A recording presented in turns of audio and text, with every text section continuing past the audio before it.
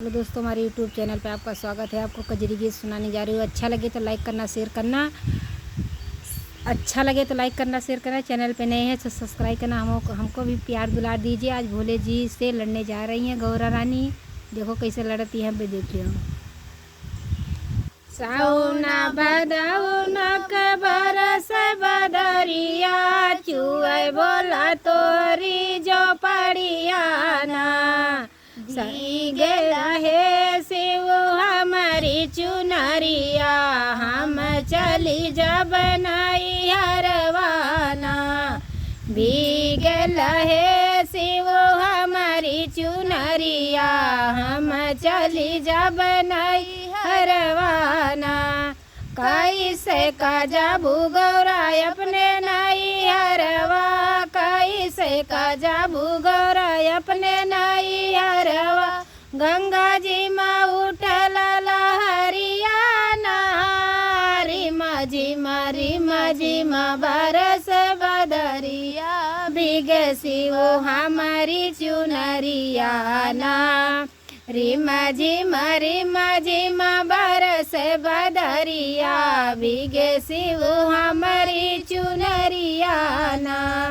चंदन काट के नैया बनवैबे, चंदन काट के नैया बनवैबे।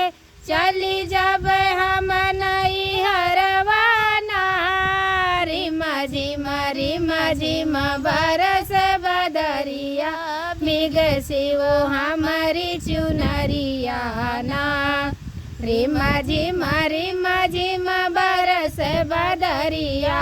भीगे शिव हमारी चुनरिया ना। टूट जइहे नैया डूब जाबू गौरा, टूट जइहे नैया डूब जाबू गौरा। गंगा जी मरी है लहरियाना, रिमा झिमा बरस बदरिया। भीगे गयो हमारी चुनरिया ना, रिमा झिमा बरस बदरिया। भीगे शिव हमारी चुनरिया ना।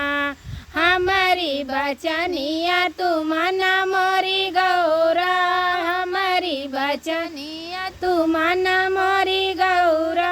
जिन जातु अपने नैहरवाना, तोहरा कहाँ कबे दिल के भीतरिया।